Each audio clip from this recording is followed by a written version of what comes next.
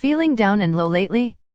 Here are 3 main characters in a Korean drama that are sure mood busters with a pinch of new age storybook tales and a lot of good old caring. Hi. This is your Asian drama consultant and I'm here to recommend It's Okay to Not Be Okay 2020, a Korean drama about overcoming psychological issues that will give us all encouragement to push through these trying times.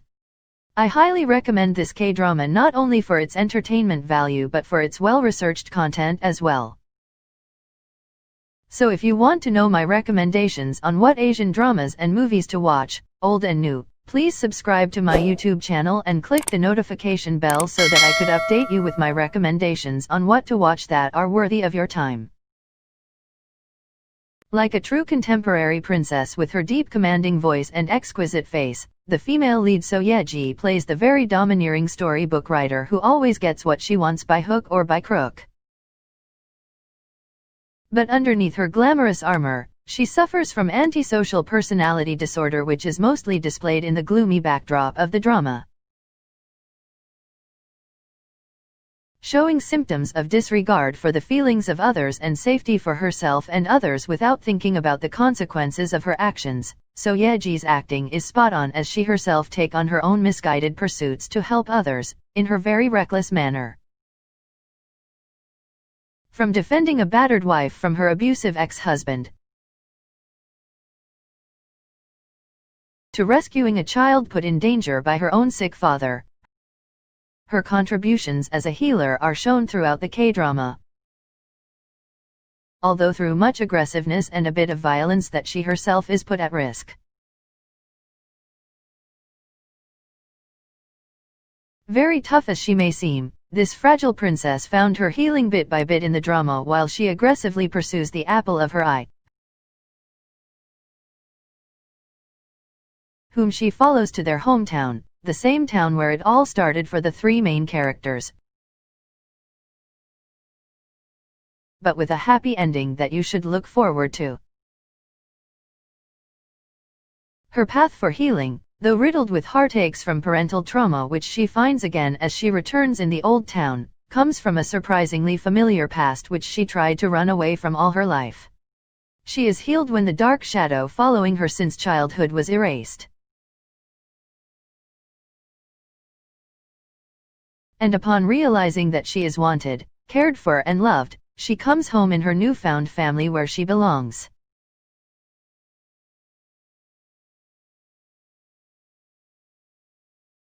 On to our second character who for the most part of the drama tries to block So Ye-ji's romantic advances, but without his alien superpowers, is my love from the star himself, Kim Soo-hyun. He is a caregiver for so many years but has worked in more numerous hospitals, settles for a job at a psychiatric hospital in his old town to end their life of moving from place to place to get away from his brother's trauma. Living with guilt and the memory of being less favored by their mother, he often deprives himself of good things and the feeling of happiness and freedom. Adding to the gloominess of the drama, he is often sad and physically hurt that he is literally scarred. Thinking only about the best interest of his brother, he adjusts his life around him as he was repeatedly asked by their mother since childhood. As everyone else around him starts to heal, he finds himself overwhelmed by his brotherly duties and the burden of his life and guilt. But while he helps his brother heal his trauma, he realizes that his memories of their mother are clouded only by his guilt of inadequately taking care of his brother before their mother died. He starts to remember the moments that he felt being left out are actually moments where their mother rewards him for his love for his brother.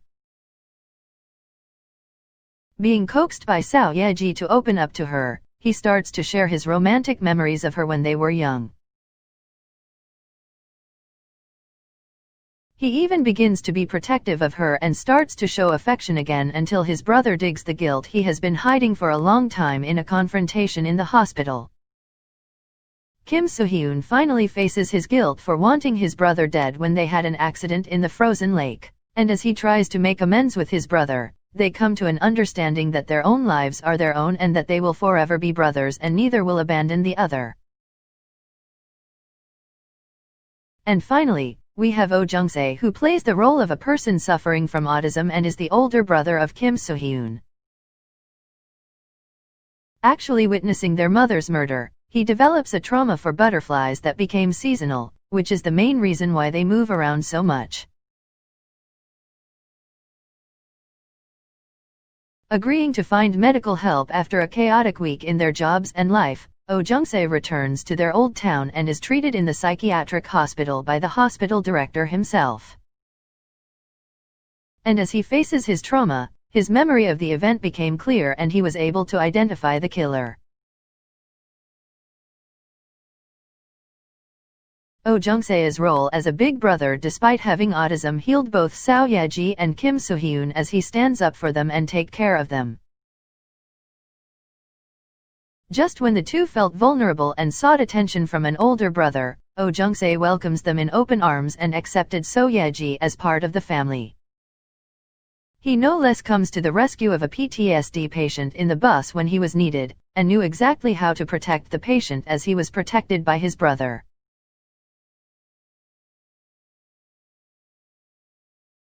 This drama is a depiction of how caring for other people can heal. It is very notable too that food lifts up spirits of people. The coming together of people for food is surrounded by happiness. It is shown here as a form of giving care and healing. And at the end of the drama is the storybook that was illustrated by Oh Jung-se, which they offer to their mother for whom they planted a tree and hung their new family picture. We are all suffering inside and we all need some healing. We were used to making up for the down feelings by going out with friends and family or seeking medical help. But now that the world is sick, we have little to no choice to deal with our sadness. And though cliché as it may seem, I'd like to say that it is time to look within. In the final storybook, the characters thought that the witch stole their happiness. But as their masks of sadness were unveiled, they realized that it was their courage to find happiness that was taken away. So I'd like to spread courage to you all. Be courageous to find that happiness, whether it's singing or dancing, drawing or painting, sculpting or writing, you should start doing them again. For more Asian dramas and movie recommendations, old and new, please subscribe to my YouTube channel and click the notification bell so that I could update you with the best to watch Asian dramas and movies that are worthy of your time. Thank you and happy watching.